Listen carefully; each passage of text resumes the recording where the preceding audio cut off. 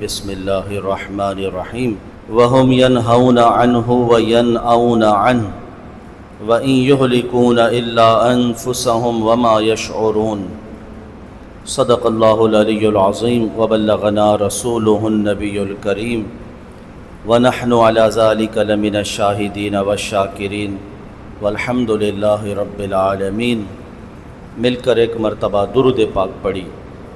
اللہم صلی وسلم وبارک علی حبیبنا محمد وعلی آلہ واصحابہ اجمعین۔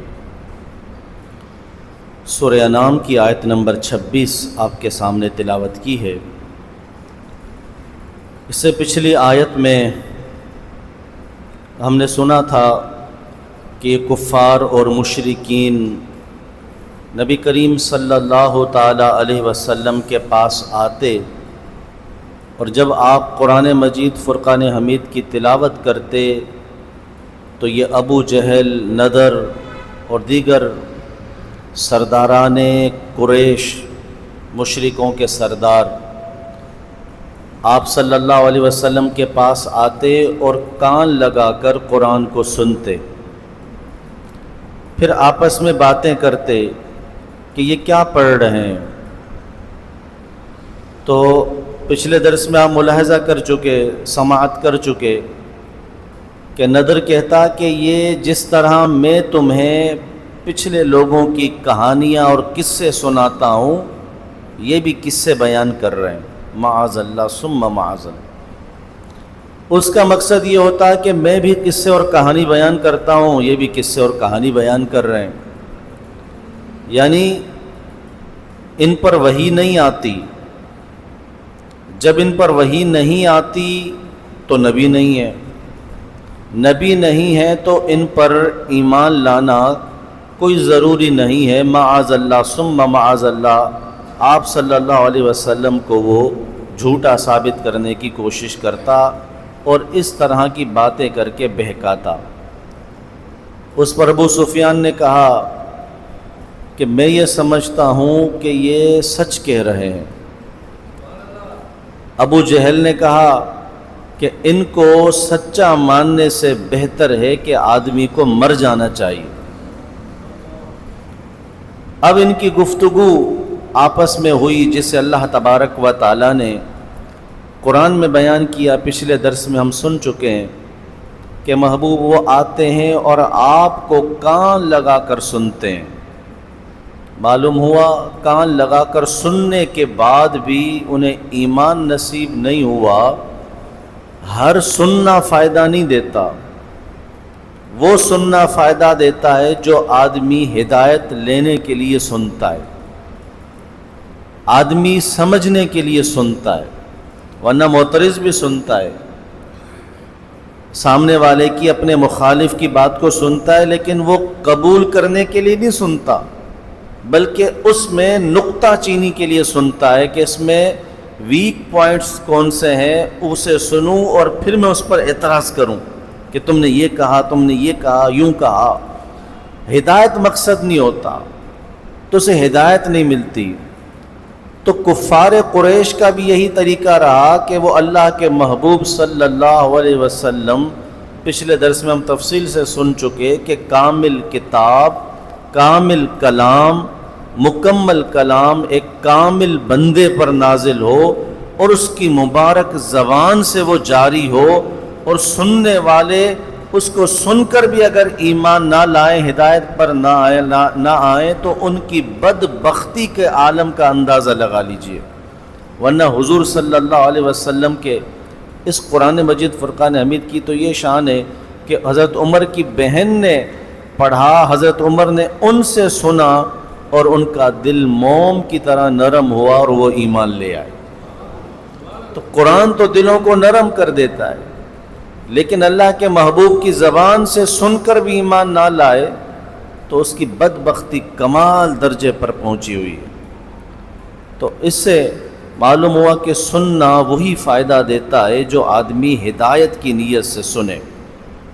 اللہ کریم نے ان کے سننے کے باوجود ہدایت نہ ملنے کا جو سبب اسی آیت میں بیان کیا وہ یہ ہے کہ محبوب ہم نے ان کے دلوں پر پردوں کو ڈال دیا ہے، سنتے ہیں سمجھتے نہیں ہیں، اور ان کی سماعت پر ثقل کو ڈال دیا، بوجھ کو ڈال دیا۔ اب وہ صرف وہی چیزیں سنتے ہیں جو ان کے فائدے کی ہوں، جو ان کے خلاف جائیں اس کے سننے کی طاقت نہیں رکھتے۔ آپ اگر تمام نشانیاں بھی ان کو دکھا دیں تب بھی یہ ایمان لانے والے نہیں ہیں۔ معلوم ہوا کہ جس کے دل پر پردہ آ جائے، جس کی سماعت پر ثقل آ جائے، تو اس کے سامنے ساری نشانیاں ظاہر کر کے آپ بیٹھ جائیں تب بھی وہ ایمان نہیں لائے گا۔ تو دل کا پردہ اور دل کا حجاب اتنی بری چیز ہے، کانوں پر پردے اتنی بری چیزیں کہ کانوں کے ذریعے پھر وہ بات دل میں نہیں اترتی، دل اسے قبول نہیں کرتا۔ پچھلے درس میں ہم اس پر تفصیل سے ایک ہی آیت پر بات کر چکے۔ اب یہ سن بھی رہے ہیں لیکن فائدہ نہیں اٹھا رہے، خود بھی عمل نہیں کر رہے۔ تو اگلی آیت میں جو ہمارے آج کے درس میں اللہ کریم نے فرمایا وَهُمْ يَنْهَوْنَ عَنْ، کہ یہ لوگ ان سے روکتے ہیں دوسرے لوگوں کو، ان کے پاس مت جانا، خود سن کر آتے ہیں، خود کو تو ہدایت نہیں ملی لیکن دوسروں کو بھی منع کرتے ہیں ان کے پاس مت جانا۔ وَيَنْأَوْنَ عَنْ، اور خود بھی ان سے دور بھاگتے ہیں، دوسروں کو بھی روکتے ہیں، خود بھی نہیں آتے۔ وَإِن يُهْلِكُونَ إِلَّا أَنفُسَهُمْ وَمَا يَشْعُرُونَ، اور وہ اپنی ہی جانوں کو ہلاکت میں ڈالتے ہیں مگر انہیں شعور نہیں، وہ سمجھ نہیں رہے کہ ان سے دور ہو کر وہ ان کا نقصان نہیں کر رہے بلکہ اپنے آپ کو ہلاکت میں ڈال رہے ہیں۔ معلوم ہوا کہ اللہ والوں سے دوری اپنے آپ کو ہلاکت میں ڈالنا ہے۔ بزرگوں سے، عالموں سے، قرآن و حدیث کو جاننے والوں سے، اللہ کے محبوب صلی اللہ علیہ وسلم سے، یوں کہیے قرآن و حدیث سے دوری اپنے آپ کو ہلاکت میں ڈالنا ہے۔ اگر پوری دنیا مل کر بھی ایمان لے آئے تو اللہ کی شان میں ایک ذرہ اضافہ نہیں کر سکتی۔ اس کی شان اتنی بلند اور بالا ہے، اس کی شان میں اضافے اور بلندی کے لیے وہ اس بات کا محتاج نہیں ہے کہ مخلوق اس پر ایمان لائے، اور پوری کائنات کفر و شرک میں مبتلا ہو جائے اس کی شان میں ایک ذرہ گھٹا نہیں سکتی۔ وہ اس تمام چیزوں سے بالا ہے، افضل اور اعلیٰ ہے۔ اللہ کریم کسی کا محتاج نہیں ہے کہ کوئی اس پر ایمان لائے، اس کا کوئی نقصان نہیں کر سکتا۔ تو یہ اپنے ہی آپ کو ہلاکت میں ڈال رہے ہیں اے محبوب، جو آپ سے دور بھاگ رہے ہیں، ایمان نہیں لا رہے، اور جو ایمان لا رہے ہیں وہ اپنے ہی فائدے کے لیے لا رہے ہیں۔ یہ فائدہ اور نقصان ایمان لانا یا نہ لانے کا جو ہے یہ مخلوق سے تعلق رکھتا ہے۔ اللہ تبارک و تعالیٰ فائدے اور نقصان سے پاک ہے۔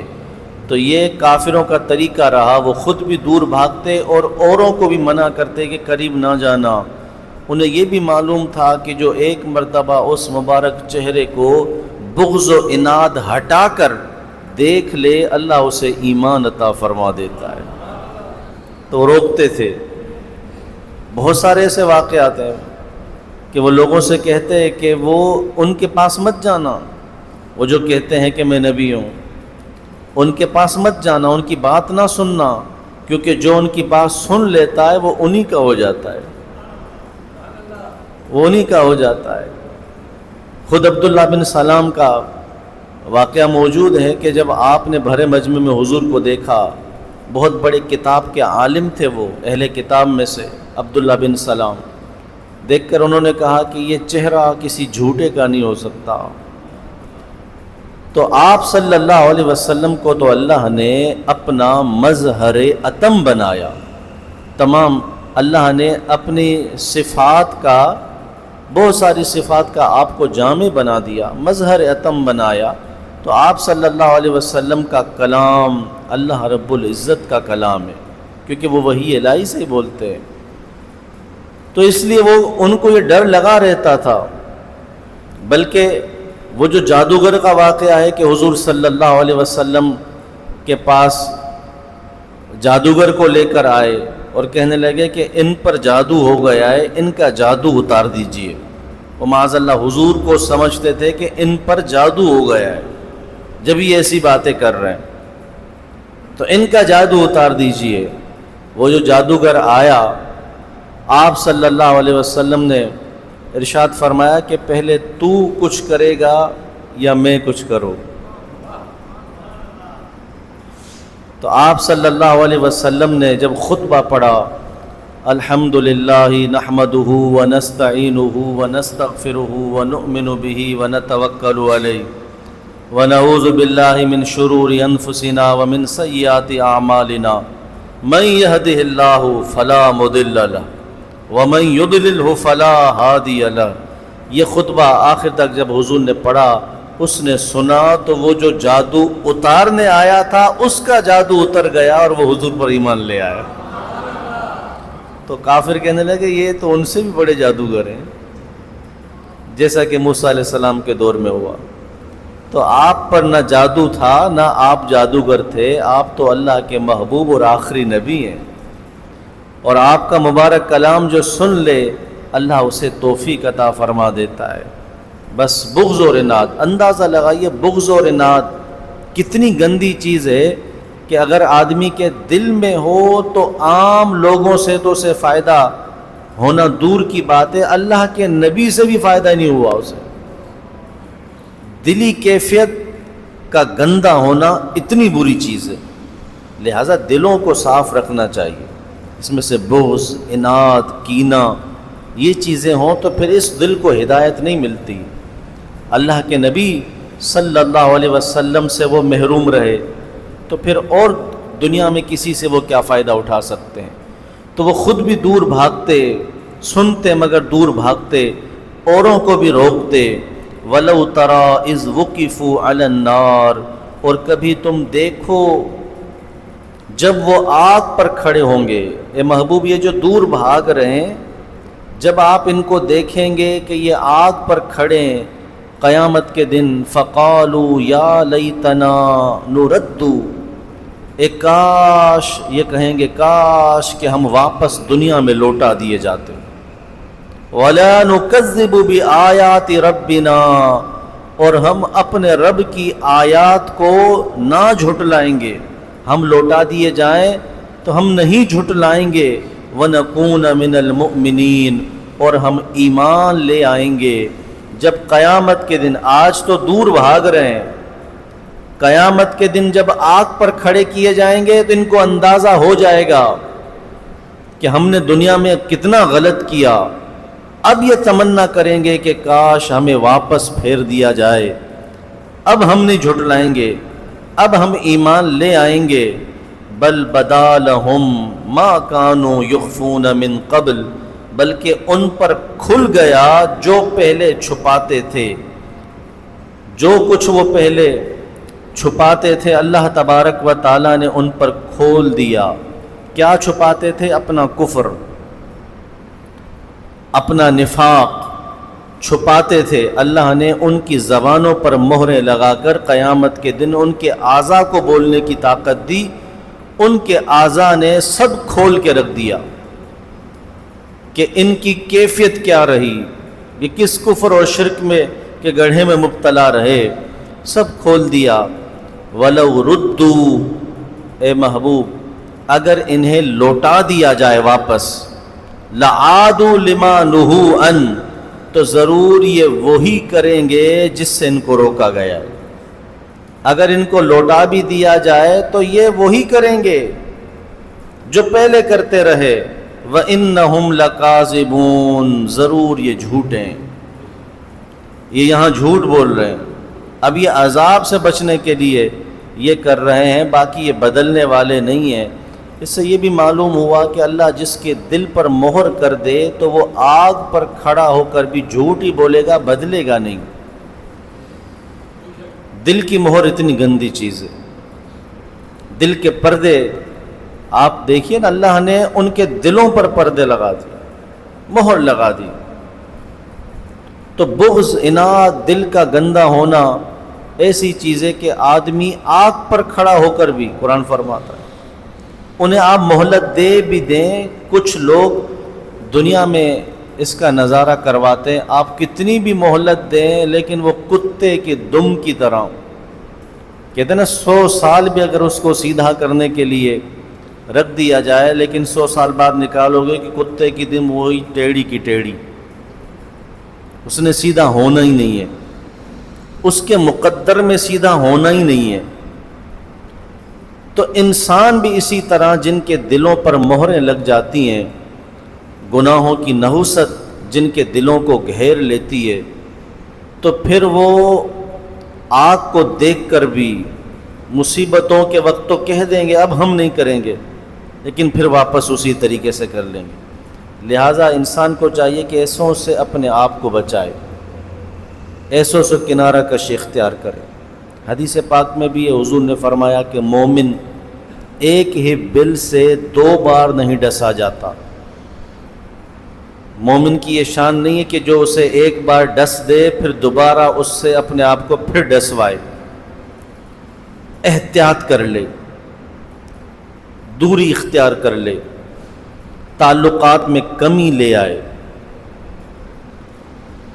تو اللہ تبارک و تعالی ہمیں دل کی نرمی نصیب فرمائے، دل کی صفائی عطا فرمائے۔ اللہ دل کے ان مہروں سے ہمیں محفوظ فرمائے جو ہدایت قبول کرنے سے انسان کو رو کے رکھتی ہیں۔ اللہ پاک سے دعا ہے کہ جو کچھ ہم نے درس سنا، اللہ پاک ہمیں قرآن مجید فرقان حمید کی ان آیات پر عمل کی توفیق عطا فرمائے۔ آمین۔ وما علینا الا البلاغ۔